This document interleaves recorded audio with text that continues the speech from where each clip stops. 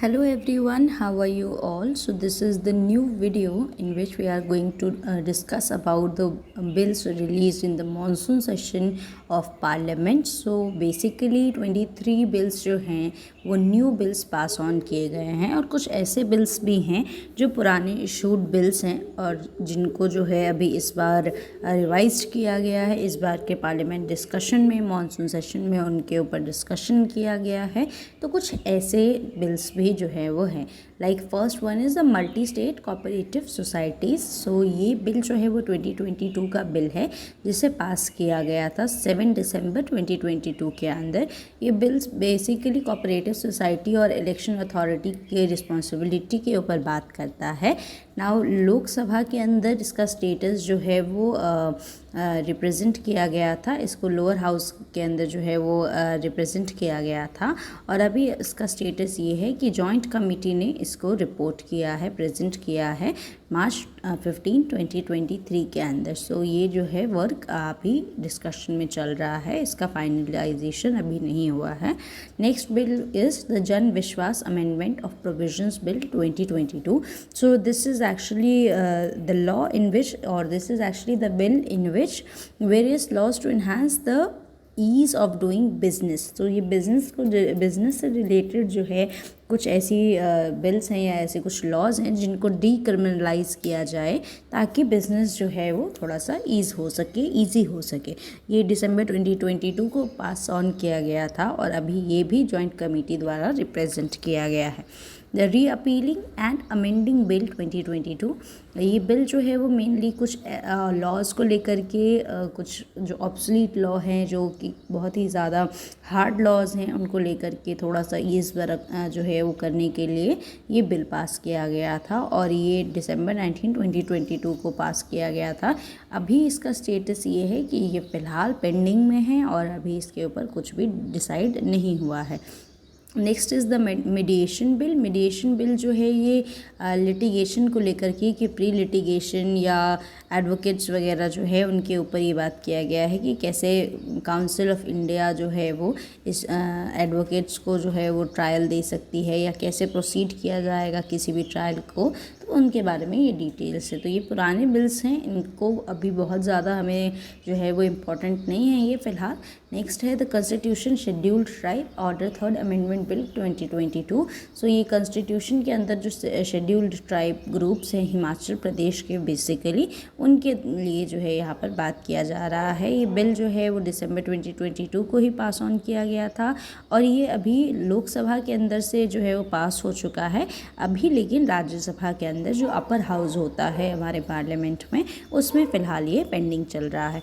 Next is the forest conservation amendment bill. Forest को लेकर ये कि फॉरेस्ट में जो है वो कैसे एक्ट्स लगने चाहिए, क्योंकि फॉरेस्ट लॉ जो है एक बहुत ही अलग से लॉ बनाया गया है हमारी कंट्री के अंदर, तो उसमें कैसे रूल्स एंड रेगुलेशंस वगैरह होने चाहिए उसको लेकर के स्पेक्युलेट किया गया है। ये बिल जो है वो मार्च 29, 2023 में जो है वो पास किया गया था लोकसभा के द्वारा और अभी जॉइंट कमेटी के द्वारा रेफ़र किया गया है लोकसभा के अंदर से राज्यसभा के अंदर। सो this is also pending. Now the biological diversity amendment bill 2021। ये बिल जनरली जो है वो बायोलॉजिकल और डोमेस्टिक रिक्वायरमेंट और रिसोर्सेज के ऊपर बात करता है और जैसे कुछ प्रैक्टिशनर्स हैं जो कि बायोलॉजिकल इक्विपमेंट्स को यूज़ करते हैं, रिसोर्सेज को यूज़ करते हैं to do their research and all. So उसके ऊपर बात किया गया है कि क्या लिमिट होनी चाहिए और कितना जो है वो अवेलेबल हो सकता है। नाउ ये जो बिल्स हैं, bill listed for introduction, consideration and passing, ये जो है कुछ ऐसे लॉज हैं जिनको पास किया गया है, ऐसे बिल्स हैं जिनको पास किया गया है। So the government of national capital territory of Delhi, ये सबसे पहला बिल है और ये एक बहुत ही इंपॉर्टेंट बिल है। The proposed bill aims to replace the government of national capital territory of Delhi Ordinance 2023. The ordinance restricts the legislative power of the Delhi Legislative Assembly concerning services. Additionally, it broadens the discriminatory authority of the lieutenant governor establishes the national capital service authority.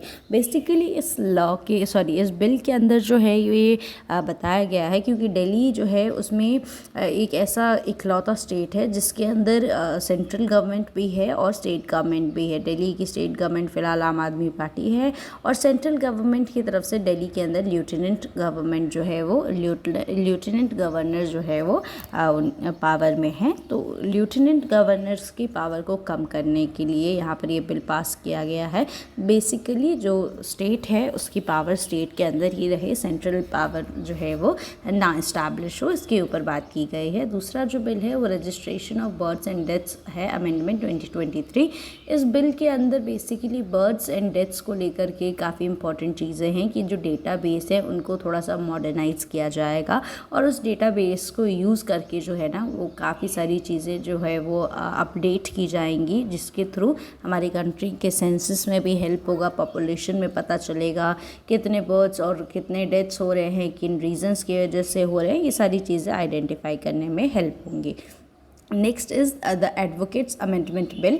ये advocate amendment bill है जिसको नया bill बनाया जा रहा है। ये advocate जो नया बिल है, एडवोकेट एक्ट 1961 के अंदर एक एक्ट आया था, जिसके अंदर उससे पहले आया हुआ जिसके अंदर जो है वो लीगल प्रैक्टिशनर एक्ट 1879 उसको इन्वॉल्व कर दिया गया है। बेसिकली जो लीगल प्रैक्टिशनर एक्ट्स है अब वो एडवोकेट एक्ट के अंदर ही शामिल कर दिया गया है।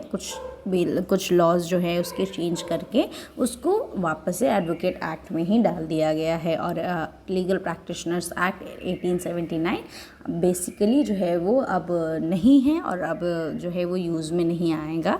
Next is the postal service bill 2023। Postal service bill ये पोस्ट ऑफिस वगैरह के रिलेटेड बिल है। जो इंडियन पोस्ट ऑफिस एक्ट 1898 था उसके अंदर कुछ एसेंशियल चीज़ों को और ऐड ऑन किया गया है ताकि लोगों की प्राइवेसी और राइट्स और इंटरेस्ट जो है वो हार्म ना हो। Next is the press and registration periodically bill 2023। ये बिल जो है वो प्रोवाइड करता है information about registration of periodicals, यानी कि ये प्रेस एंड पीरियोडिकल्स जो होते हैं जो टाइम टू टाइम हमें जो है वो अपडेट करना होता है प्रेस एंड ऑल के बारे में। सो ये सारी चीज़ें इस बिल में मेंशन की गई हैं। Now the next is the cinematograph amendment bill 2023। ये बिल बेसिकली जो हमारे फिल्म बोर्ड है, जो हमारे सेंसर बोर्ड है, उसके लिए लागू किया गया है।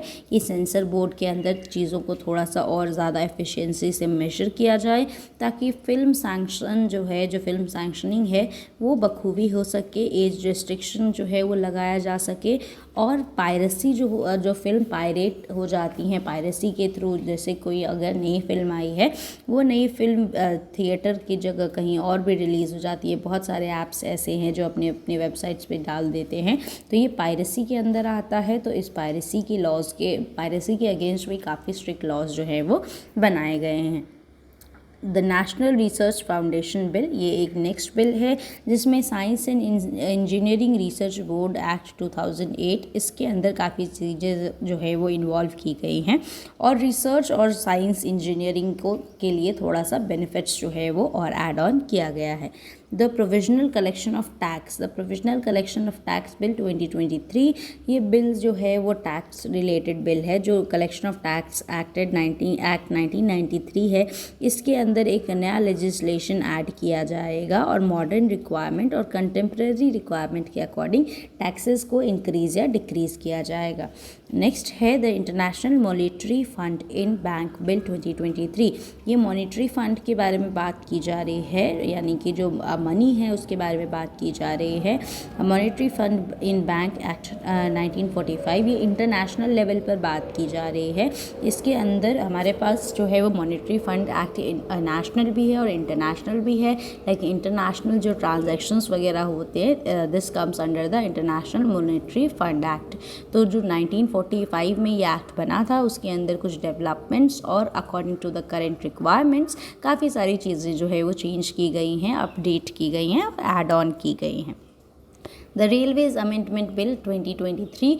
ये बिल बेसिकली प्रपोज करता है इंडियन रेलवे बोर्ड एक्ट 1905 के अंदर इंटीग्रेशन किया जाए रेलवेज़ एक्ट 1989 का, यानी कि ये दो एक्ट्स जो थे, रेलवे बोर्ड एक्ट्स 1905 और रेलवेज़ एक्ट्स 1989, इन दोनों ही एक्ट्स को जो है वो एक ही में इंटीग्रेट किया जाएगा। और जो चीज़ें अपडेटेड जो है वो डिस्कवरी या अपडेटेड डेटाबेस के अकॉर्डिंग कुछ लॉज को रिन्यू किया जाएगा या ऐड ऑन किया जाएगा। Next is the mines and minerals development and regulation amendment bill 2023। इस बिल के according development and regulation act 1957, ये एक बिल जो है वो पहले ये एक एक्ट ऑलरेडी बन चुका है। इसके अंदर जो है वो ये बताया गया है कि कौन से मिनरल्स एटॉमिक मिनरल्स होते हैं और कौन से मिनरल्स जो हैं वो नॉन एटॉमिक मिनरल्स होते हैं। एटॉमिक और नॉन एटॉमिक मिनरल्स क्या होते हैं? ऐसे मिनरल जो एटॉमिक लेवल पर, जैसे यूरेनियम वगैरह एक एटम है और ये एक बहुत ही यूज़फुल एटम है, तो ऐसे ही कुछ एटम्स के बारे में इस एक्ट में बात की जाती है। तो कुछ एटम्स को अनएटॉमिक एटम्स जो है इस एक्ट के थ्रू अब घोषित कर दिया जाएगा। जैसे यूरेनियम एक पहले एटॉमिक मिनरल हुआ करता था, लेकिन अब उसे अनएटॉमिक या नॉन एटॉमिक मिनरल की लिस्ट में जो है वो शामिल किया जाएगा। Next is the constitution Jammu and Kashmir scheduled caste order amendment bill 2023। तो ये जम्मू एंड कश्मीर के शेड्यूल्ड कास्ट को लेकर के बिल पास किया गया है। जम्मू एंड कश्मीर में बेसिकली कुछ जो शेड्यूल्ड कास्ट्स हैं, जैसे कि वाल्मीकि कम्युनिटी हो गया, चूरा, भांगी, ये सारी जो कम्युनिटी हैं, मेहता, ये सब शेड्यूल्ड कास्ट के ही अंदर अब से ऐड ऑन कर दी जाएंगी। ये कुछ कम्युनिटीज़ हैं जिनको शेड्यूल्ड कास्ट के अंदर जम्मू एंड कश्मीर में स्पेशली ऐड ऑन किया गया है। The constitution scheduled caste order amendment bill 2023। तो यहाँ पर एक शेड्यूल्ड कास्ट के लिए नॉर्मल है। अभी हमने इससे जो पढ़ा पहले शेड्यूल्ड कास्ट, वो जम्मू एंड कश्मीर के लिए था। अब जो शेड्यूल्ड कास्ट के लिए बिल पास किया गया है उसमें कुछ और जो है वो कम्युनिटीज़ को शेड्यूल्ड कास्ट में रखा गया है। जैसे मेहरा, मेहर, ये सब सिनोनियम है। मेहरा और मेहर एक दूसरे के सिनोनियम्स हैं और अब से इनको शेड्यूल्ड कास्ट की लिस्ट में जो है वो रखा जाएगा, बेसिकली छत्तीसगढ़ के अंदर। Next is the constitution Jammu and Kashmir scheduled tribes order amendment act. अब नेक्स्ट ये जो अमेंडमेंट एक्ट है ये शेड्यूल्ड ट्राइब्स के लिए है। जम्मू एंड कश्मीर के अंदर ये रिवाइज़ करता है, जैसे कि शेड्यूल्ड कास्ट का हमने पढ़ा कि कुछ कम्युनिटीज़ को और ऐड ऑन किया गया है शेड्यूल्ड कास्ट के अंदर, ऐसे ही इस बिल के अकॉर्डिंग कुछ कम्युनिटीज़ को और ऐड ऑन किया जाएगा शेड्यूल्ड ट्राइब्स के अंदर। Next is the Jammu and Kashmir reservation amendment bill. ये रिजर्वेशन अमेंडमेंट बिल जो है वो अंडर प्रिविलेज्ड लोगों को और बैकवर्ड क्लासेस लोगों के लिए न्यूली फॉर्म किया गया है। बेसिकली ये अमेंडमेंट प्रपोज करता है नॉमेनक्लेचर चेंज करने के लिए वीक और अंडर प्रिविलेज क्लासेस को बैकवर्ड क्लासेस नाम दिया जाएगा और इसको जो है वो एक नए फाइल में ऐड ऑन किया जाएगा। Like Jammu and Kashmir reservation act 2004 पहले से ही था। इस एक्ट के अंदर जो है वो वर्डिंग्स थोड़ी सी चेंज होंगी और लॉज थोड़े से अपडेट होंगे। Next one is the drugs, medical device and cosmetics bill. अब ड्रग्स और मेडिकल जो है उसके टेस्टिंग के लिए और उसके डिवाइसेस को यूज़ करने के लिए ये बिल बनाया गया है। Basically the propose bill aims to repeal the drugs and cosmetic acts 1940। 1940 का जो एक्ट है ड्रग्स एंड कॉस्मेटिक एक्ट्स, इसके अंदर कुछ चेंजेस किए जाएंगे और न्यू लॉज एंड रेगुलेशन जो है वो लगाए जाएंगे, ताकि sale of drugs and medical devices and cosmetics थोड़ा सा जो कमर्शियल पर्पस के लिए है वो इजी हो सके और जो डोमेस्टिक पर्पस के लिए लोग लेते हैं उसको जो है वो प्रोहिबिट किया जा सके, ताकि काम का इफ़िशियंसी और परफॉर्मेंस जो है वो काफ़ी अच्छा हो, प्रोडक्ट्स वगैरह का सारी चीज़ें रेगुलेट की जाएंगी। Next is the national dental commission bill. ये डेंटिस्ट्स के लिए एक न्यू बिल प्रपोज किया गया है, national dental commission bill. National dental commission bill, इसके अंदर जो है वो डेंटिस्ट एक्ट 1948 जो है इसके अंदर चेंजेस किए जाएंगे, इसलिए ये बिल पास किया गया है। और जैसा कि मैंने आपको बताया, क्योंकि time changes and according to the updated time we do also have to update the laws, ताकि चीज़ें जो है वो एफिशिएंट हो सके। तो जो हमारा एक्ट है डेंटल एक्ट 1948 डेंटिस्ट एक्ट, इसको बदल करके नेशनल डेंटल कमीशन जो है वो कर दिया जाएगा। जाएगा और इसके अंदर चेंजेस भी किए जाएंगे। Next is national nursing midwifery commission bill 2023। ये उनके लिए है जो मिडवाइफरी का काम करते हैं। मिडवाइफरी एज इन कि जो ऐसे नर्स होते हैं जो जिनको हम हिंदी में जनरली दाई कहते हैं या दाइमा कहते हैं, जो बच्चे का ध्यान रखते हैं। तो ऐसे मिडवाइफरीज के लिए भी जो है वो काफ़ी सारे रूल्स एंड रेगुलेशंस और काफ़ी सारे उनके फेवर्स में रूल्स जो हैं वो बनाए गए हैं। और इंडियन नर्सिंग काउंसिल एक्ट 1947 जो पहले से बना हुआ था, उसके अंदर कुछ और प्रोविजंस ऐड किए गए हैं ताकि मिडवाइफरीज को और ज़्यादा थोड़ा सा जो है वो बेनिफिट उस चीज़ का मिल सके। Next is the national cooperative university bill 2023। ये यूनिवर्सिटी और नेशनल कोऑपरेटिव यूनिवर्सिटी को इस्टेब्लिश करने में हेल्प करता है। नेशनल कोऑपरेटिव यूनिवर्सिटी क्या होती हैं? देखिए, जो नेशनल लेवल पर यूनिवर्सिटीज़ बनती हैं जो कि कोऑपरेटिव सोसाइटी टाइप की होती हैं, जो कि कम दाम में या कम प्राइस में जो है काफ़ी अच्छी क्वालिटी प्रोवाइड कर रही होती हैं। So that is the national cooperative university bill. The last one is the ancient monuments and archaeological sites remains. ये बिल जो है वो एंशंट मॉन्यूमेंट और आर्कियोलॉजिकल बिल्स के अकॉर्डिंग जो है आर्कियोलॉजिकल साइट्स के लिए जो है ये प्रपोज किया गया है बिल। बेसिकली ये जो है वो रैशनलाइज करता है और प्रोहिबिट करता है area around the historical moments. आपने देखा होगा कि कई सारे हिस्टोरिकल प्लेसेस वगैरह हैं, लोग जाते हैं और उस पे अपना नाम कार्व कर देते हैं या कुछ ऐसा पेड़ों पे अपना नाम कार्व कर देते हैं। तो ये सारी चीज़ें जो है वो मॉन्यूमेंट और आर्कियोलॉजी को जो है वो बहुत ज़्यादा नुकसान पहुंचाती है। इसीलिए इसके जो है वो अगेंस्ट एक बिल प्रपोज किया गया है, that is the ancient monuments and archaeological site remains. So this is all about the 23 new bills release in this monsoon session in parliament. If you want to know in more detail, मैं आपके लिए जो है हर topic पे basically जितने acts लिखे हैं, जिन एक्ट्स में इनकॉर्पोरेट किया गया है, मैं इसको भी एक्सप्लेन करते हुए एक वीडियो लेकर के आऊँगी, तो आप उसे ज़रूर देखें। एंड तब तक के लिए thank you so much, have a good day, bye bye everyone.